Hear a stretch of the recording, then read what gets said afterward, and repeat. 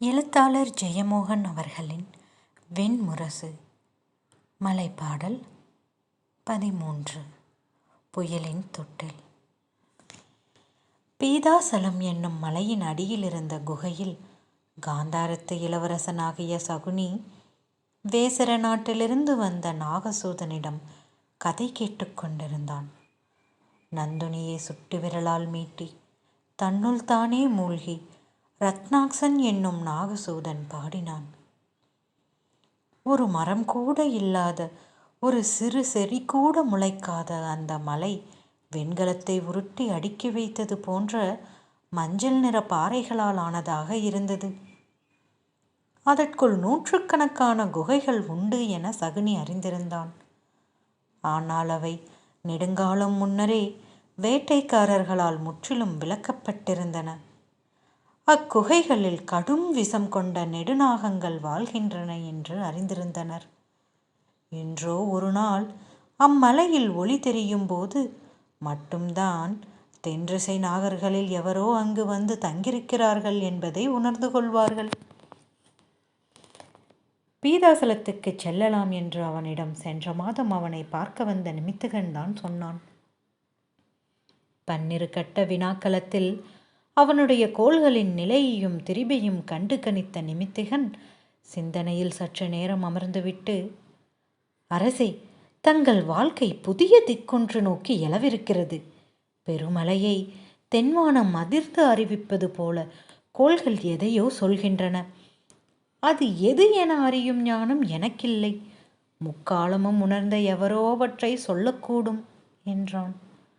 சகுனி அவனிடம், அப்படி எவர் இங்குள்ளனர் என்றான். நான் அறியேன். ஆனால் அவ்வண்ணம் நீங்கள் அறிய வேண்டும் என்பது ஊழின் விதி என்றால் அவர் தங்களை தேடி வரக்கூடும் என்றான் நிமித்திகன். நாகசூதர்களும் வேத முனிவர்களும் மட்டுமே கால மும்மடிப்பை விரிக்கத் தெரிந்தவர்கள் என நான் அறிவேன் என்று சொல்லி தலைவணங்கினான். நாகசூதர்கள் வரும்போது தன்னிடம் தெரிவிக்கும்படி சகுனி ஆணையிட்டிருந்தான். பீதாசலத்தில் இரவில் மின்மினி ஊறுவது போல சென்ற முதல் ஒளியை கண்டதும் ஒற்றர் வந்து சொன்னார்கள். தன் குதிரையில் தன்னந்தனியாக பீதாசல மலையை ஏறி கடந்து குகைகளின் முன்னால் வந்து நின்ற சகுனி, நாகசூதரே, நான் காந்தாரத்து இளவரசனாகிய சௌபாலன் என்னும் சகுனி தேவன், தங்கள் அருள் தேடி வந்தவன் என்றான். அந்த ஒளி தேன்கூடு போல இருந்த அந்த குகைகளுக்குள் எதிரொலி செய்தது. மந்திரத்தை சொல்லும் தவச்செல்வரை போல அவனுடைய குரலை மலை மீண்டும் மீண்டும் சொல்லிக்கொண்டது. சற்று நேரம் கழித்து அவனுக்கு மிக அருகே ஒரு குடைவுப்பாதை வழியாக உயரமற்ற கரிய மனிதன் கருஞ்சடை கற்றைகள் தோளில் விரிந்திருக்க நாகப்பட முனை கொண்ட யோகத்தண்டும் புலித்தோளாடையும் நெற்றியில் வரையப்பட்ட செந்நிற 3ஆம் கண்ணுமாக வந்து நின்றான். சகுனி அவனை மண்ணில் முழந்தாள் பட விழுந்து வணங்கினான். அவன் செந்நிற விழிகளால் சகுனியை கூர்ந்து நோக்கி, வருக என்றான். அக்குரல் இசைக்கருவி ஒன்றின் மீட்டல் போல் இருந்தது. நாகசூதன் அவனுடைய குடைவுக்கொகையின் வாயிலில் புழுதியில் சகுனியை அமரச் செய்தான். தன் யோக தண்டை மடியில் வைத்துக்கொண்டு நிமிர்ந்து பத்மாசனத்தில் அமர்ந்து அவன் கண்களை கூர்ந்து நோக்கினான். நீ அறிய வேண்டியது என்ன என்றான். பெருவெள்ளம் என்னை அள்ளுகிறதென்று உணர்கிறேன். அது என்னை கொண்டு செல்லும் திசை எது என்றான் சகுனி. நாகசூதன், அதை அறிபவன் பெருவெளியின் அனைத்து விசைகளையும் அறிபவனாகிறான். அவன் முதப்பெரும் நாகமேயாவான் என்றான். நான் பெருவெளியை அறிய விளையவில்லை. நான் அறிய விளைவது என்னை பற்றி என்றான் சகுனி. இப்பெருவெள்ளத்தின் விசையை வெல்வேனா வீழ்வேனா? இளவரசே, அறிதல் ஆவதல்ல, உணர்தலின் முனையொன்றை நாம் இருவரும் சென்று தொடர் முடியும் என்ற பின் தன் நாகப்பட யோகதண்டை மடியில் வைத்து திருப்பிக் கொண்டு அதையே நோக்கியிருந்தான். மெதுவாக அவன் விழிகள் விரிந்தன. கண்கள் இமைப்பை இழந்து ஒளி கொண்டன. அவை நாகவிழிகளாக மாறுவதாக சகுனி எண்ணினான். நாகசூதன் சொன்னது ஒரு கதை. இளவரசே, முன்பொரு காலத்தில் தட்சிணவனத்தில் மாபெரும் பள்ளம் ஒன்றிருந்தது. 10 யானைகள் படுக்கும் அளவுக்கே ஆழம் கொண்டிருந்த அந்த பள்ளம் ரத்னகிரி என்னும் மலையின் உச்சியில் இருந்தது. அதற்கு ரக்தாக்ஷம் என்றும் பெயர் என அவன் தொடங்கினான். பிடிமானமற்ற பாறைகள் சூழ செங்குத்தான கிணறு போல 15வது வரை ஆழத்தில் இருந்த அந்த குழிக்குள் விழுந்த எவரும் திரும்ப மேலேறி வர முடியாது. மனிதர்களை சோதிப்பதற்காக கந்தர்வர்கள் உருவாக்கிய பொறி அது என்று கதைகள் சொல்லின. கந்தர்வர்கள் மேலே இருந்த கமலம் என்னும் பாறையின் உச்சியில் அமர்ந்தபடி உள்ளே நிகழ்வனவற்றை பார்த்து கொண்டிருப்பார்கள். ஒரு நாள் மலையில் வேட்டைக்கு சென்ற தசபாலன் என்னும் மன்னனும் 10 துணைவர்களும் அக்குழியை நோக்கி இழுக்கும் ஒரு நீரோடையில் நீரருந்த முயன்றபோது வழுக்கி அதனுள் சென்று விழுந்தனர். வீழ்ச்சியின் அதிர்ச்சியை கடந்த பின் அவர்கள் எங்கு வந்திருக்கிறார்கள் என்று மதிப்பிட்டு கொண்டனர். அங்கே சாதாரணமாக மனிதர்கள் எவரும் வருவதில்லை. வேட்டைக்காக எவரேனும் வந்தாலொழிய எவருடைய உதவியையும் பெற முடியாது. மேலிருந்து உதவி வராமல் எவரும் மேலேறிச் சென்று தப்புவதும் இயல்வதல்ல. அவ்வண்ணம் அங்கே ஒரு குழி இருப்பதும் எவரும் அறியாதது. அவ்வாறு எவரேனும் ஏறி வந்து அவர்கள் அக்குழிக்குள் இருப்பதை அறிந்து உதவுவது வரை அங்கேயே காத்திருப்பதன்றி வேறு வழி இல்லை. அக்குழிக்குள்ளோடிய சிற்றோடை அவர்கள் உண்ண நீரை அளித்தது. அதுவன்றி அதற்குள் உணவு என ஏதும் இருக்கவில்லை. அங்கே முடிந்தவரை அதிக நாட்கள் உயிர் வாழ்வதே தப்புவதற்கான வழி என அவர்கள் உணர்ந்தனர். தசபாலன் தன் அமைச்சனாகிய ஸ்மிருதன் என்பவனிடம் அங்கே உயிர் வாழ்வதற்காக என்னென்ன செய்ய வேண்டும் என்று கேட்டான். கற்றறிந்தவனாகிய ஸ்மிருதன் அனைத்தையும் சிந்தித்து ஒரு வழியை சொன்னான். ஸ்மிருதன் வகுத்த முறைமையை தசபாலனின் சேனாதிபதியான ராஜசன் அங்கே செயலாக்கினான். அதன்படி அங்கிருந்த 10 பேரில் 5 சிறைப்பிடித்து கை கால்களை கட்டி வைத்து கொண்டனர். எஞ்சிய 5 2 இரவும் பகலும் முறை வைத்து கீழிருந்து கற்களை பொறுக்கி மேலே தெரியும்படி வீசி தொடர்ச்சியாக குரல் எழுப்பியபடி இருக்க வேண்டும். என்றோ ஒரு நாள் அதை வேட்டைக்கு வருபவர்கள் காண்பது வரை அச்செயல் தொடர வேண்டும். அதுவரை அவர்களுக்கான உணவு அங்கேயே விளைய வேண்டும். அங்கே வளரக்கூடியதாக இருந்தது மானுட உடல் மட்டுமே. அதை வளர்ப்பது மட்டுமே உணவுக்கான வழியாகும் என்றான் ஸ்மிருதன். எனவே கை கால்கள் கட்டி போடப்பட்டிருக்கும் சேவகர்களின் தொடை, புட்டம், தோல், மார்பு போன்ற உறுப்புகளிலிருந்து 11 உண்பதற்குரிய இறைச்சியை வெட்டி எடுத்து அதை அவர்கள் பகிர்ந்து உண்ணலாம் என்றான் ஸ்மிருதன். ஊனுக்காக சேவகர்களை கொன்றால் அவ்வுடல் ஒரே நாளிலேயே அழுகி உண்ணத்தகாததாக ஆகிவிடும் என்று சரக விதிகளை கற்ற அமைச்சனான ஸ்மிருதன் அறிந்திருந்தான். ஆகவே அவர்கள் இறக்காதபடி மிகச் செம்மையாக சஸ்திர முறைப்படி அவர்கள் உடல் தசை வெட்டி எடுக்கப்பட்ட பின் அவர்களின் தலைமயிராலேயே காயத்துக்கு தையல் போடப்பட்டது. அந்த ஊனை அவர்களும் பிறரும் உண்டனர்.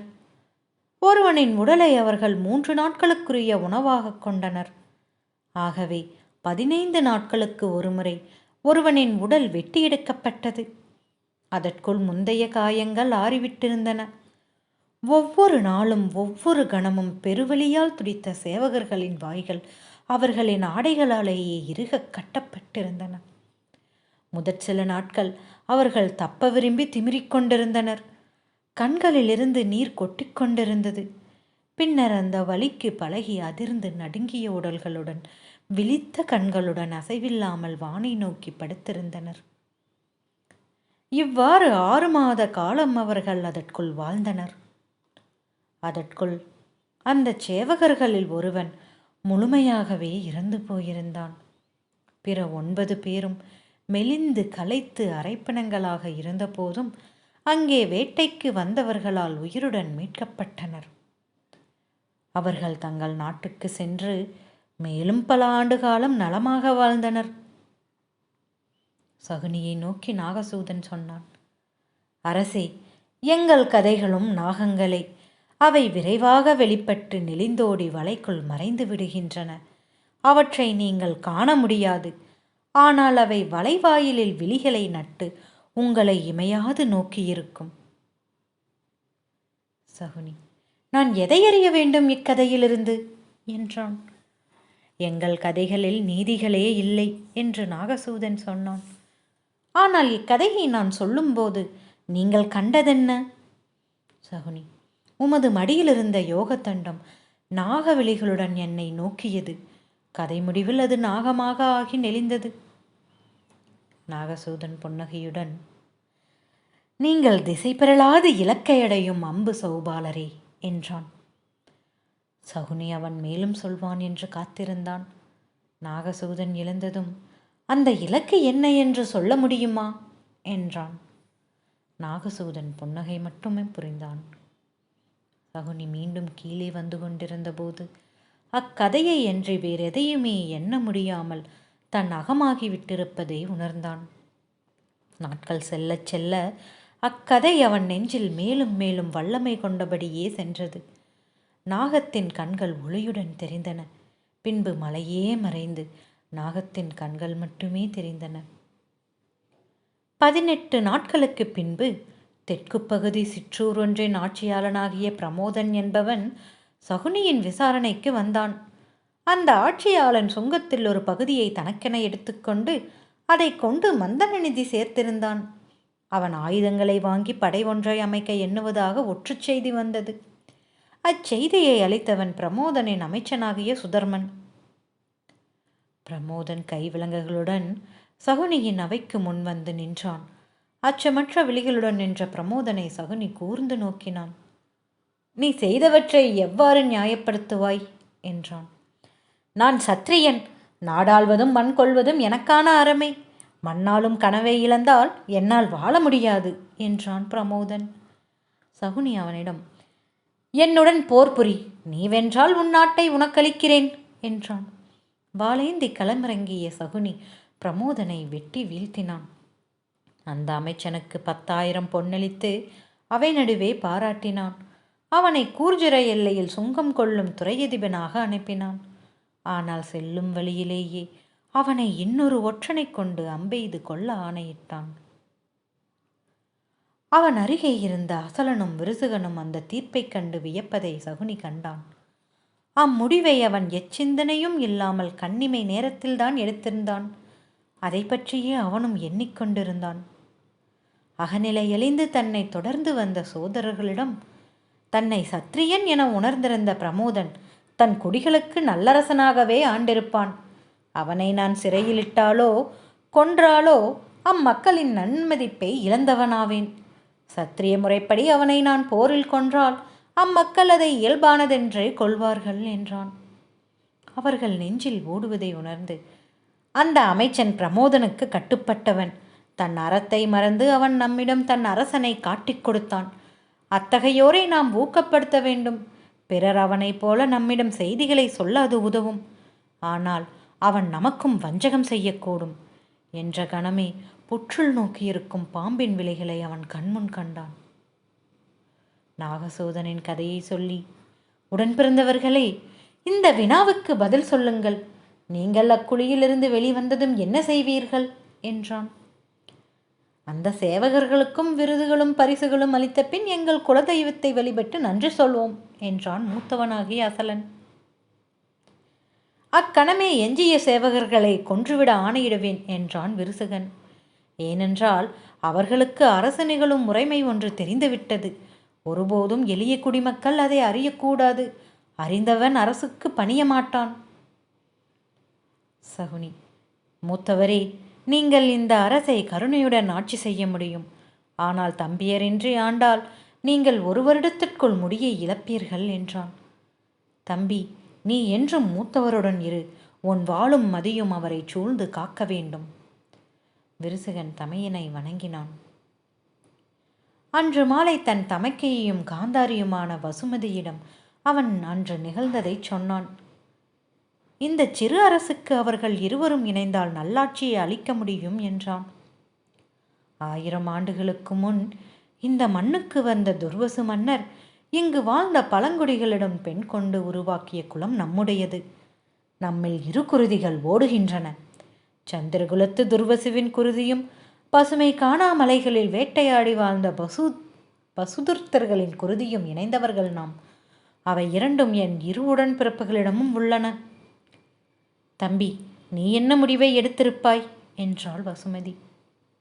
சகுனி புன்னகை செய்து, அவர்களை விடுதலை செய்து அவர்கள் விரும்பும் சிற்றரசியோ படைப்பிரிவையோ அமைச்சியோ அளிப்பேன் என்றான். ஆனால் அவர்கள் செய்வதையும் சொல்வதையும் ஒற்றர்கள் வழியாக அறிந்து கொண்டிருப்பேன். தன் ஊனை தானே உண்டு சுவையறிந்தவன் அறியும் ஞானம் என்ன என்பதை நான் அவன் வழியாக அறிய முடியும். அவன் திறக்கும் வாயில்கள் எனக்கு உதவக்கூடும். அந்த ஞானத்தை அறிந்து முன் சென்ற ஒருவனை மட்டும் என்னுடன் வைத்துக்கொள்வேன். பிறரை கொன்றுவிட ஆணையிடுவேன் என்று சகுனி தொடர்ந்தான். அவர்கள் ஒருபோதும் சமநிலை கொண்டவர்களாக இருக்கப் போவதில்லை. அவள் புன்னகை செய்தாள். நீ பிறர் பாராதவற்றை பார்ப்பவன் என்றாள். தமக்கையே, என்னுள் உறக்கமில்லாத இரு நாகவெளிகளை உணர்கிறேன்.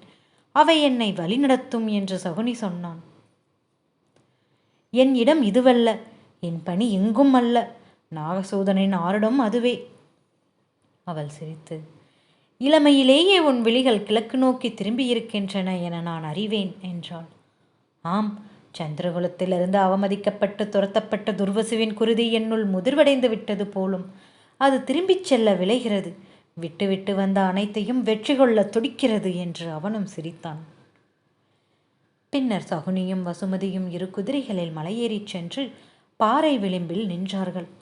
வசுமதியும் அவனைப் போலவே குதிரையில் நீண்ட பாலை வெளிப்பாதையில் விரைவதை விரும்புபவள்.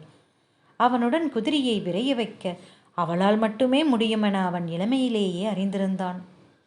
பகல்களும் இரவுகளும் சென்றாலும் அவள் களைப்படைவதும் இல்லை.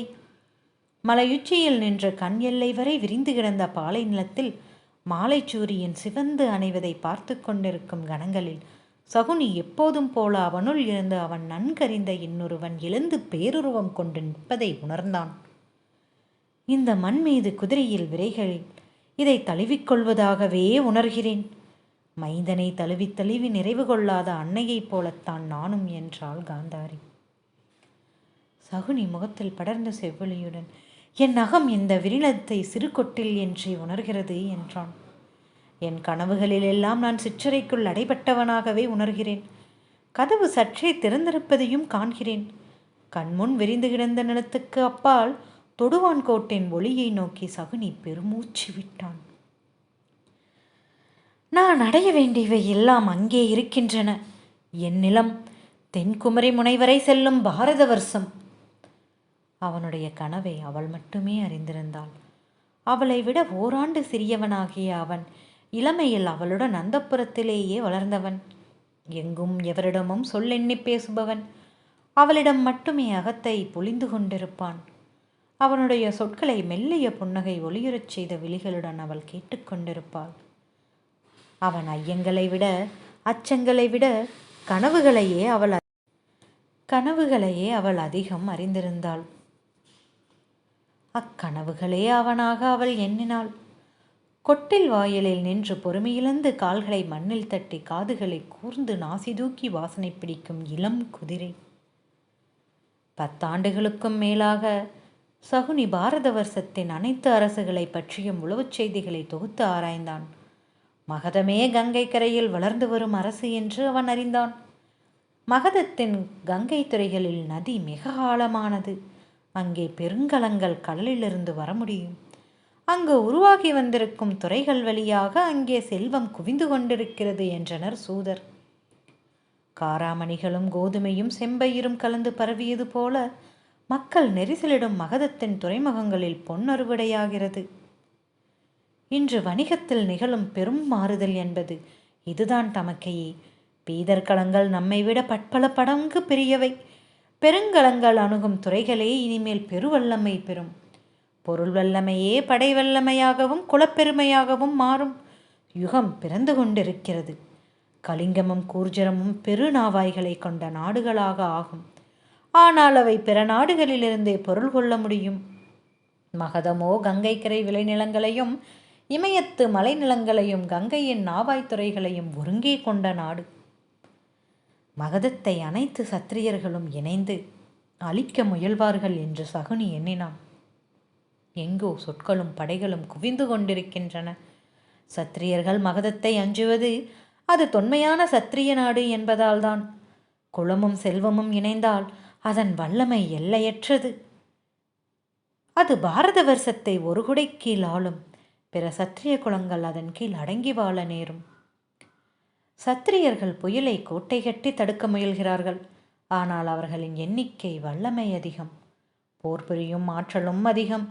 அவர்களால் மகதத்தை அழித்துவிட முடியும். அவ்விடத்தில் இன்னொரு புதிய நாடு எழுவதை தடுக்க முடியாது என்றான். மகதம் என்று வலுவான ஒரு துணைக்காக ஏங்கி நிற்கிறது.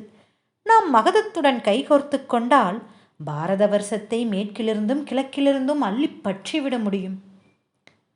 புரு வம்சத்து உபரி சரசுவின் குலத்தில் வந்த விருஹருத்தனின் மைந்தனான மகத இளவரசன் பிருஹருத்ரன் வல்லமை கொண்டவன் என்று சூதர்கள் சொன்னார்கள்.